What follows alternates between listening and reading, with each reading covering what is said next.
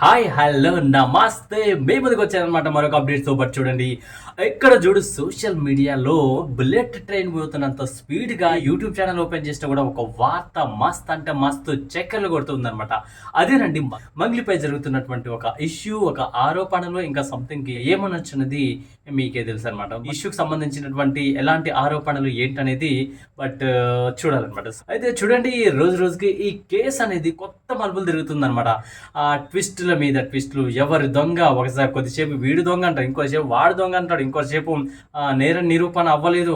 అయ్య బాబోయ్, ఏంటి తలలు పట్టుకుంటారు కదా. సింగర్ మంగ్లీ గారి ప్రమేయం ఉంది అని చెప్పేసి చాలా మంది బాధితులు చెప్తూ ఉన్నారనమాట. ఎందుకంటే పంజగుట్ట పోలీస్ స్టేషన్లో ఏపై ముద్దాయిగా ఆమెపై ఫిర్యాదు చేయడం జరిగిందనమాట. సో అదే విధంగా విక్టింగ్ కార్డ్, బంజారా విక్టింగ్ కార్డ్ యూజ్ చేసుకుంటూ అలా సెంటిమెంట్ డైలాగులతో ఈ యొక్క తప్పిదారిలో పడడం జరిగింది. సో ఇట్లా బాధితులను మోసం చేయడం జరిగిందని చెప్పేసి వాళ్ళ యొక్క గిరిజన బిడ్డలు చెప్తూ ఉన్నారనమాట. అంటే ఏంటంటే నాకేం తెలియదే, నేను బంజారా బిడ్డను కష్టపడుకుంటూ మెట్టు ఎక్కుతూ పైకి వచ్చాను, ఈ స్టేజ్ మీదకి వచ్చాను, ఈ లెవెల్కి వచ్చాను, ఈ స్థాయికి పేరు సంపాదించుకున్నాను అని చెప్పేసి ఒక సెంటిమెంట్ డైలాగ్స్ ఉంటాయి కదా.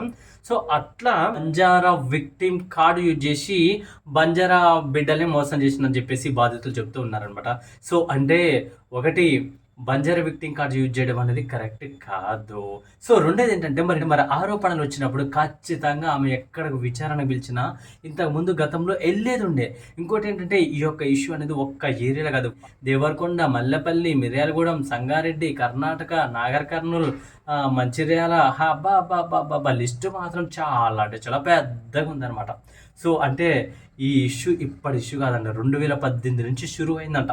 సో అంతేకాకుండా దీనిపై కొంత జేఏసీ నాయకులు, ఓయూ జేఏసీ నాయకులు అయితేనే, బంజారా సంబంధించినటువంటి నాయకులు వీళ్ళందరూ కూడా కంప్లైంట్ చేస్తున్నారు. ఏమనంటే ఎలాంటి ఛాన్సెస్, అవకాశాలు కూడా ఇవ్వద్దు, ఆమెకు నేర నిరూపణ అయ్యేంత వరకు అవకాశాలు ఇవ్వద్దని చెప్పేసి కరాఖండిగా చెప్పినట్టు తెలుస్తుంది. సో ఫిలిం ఛాంబర్లో కూడా కంప్లైంట్ ఇవ్వడం జరిగిందనమాట.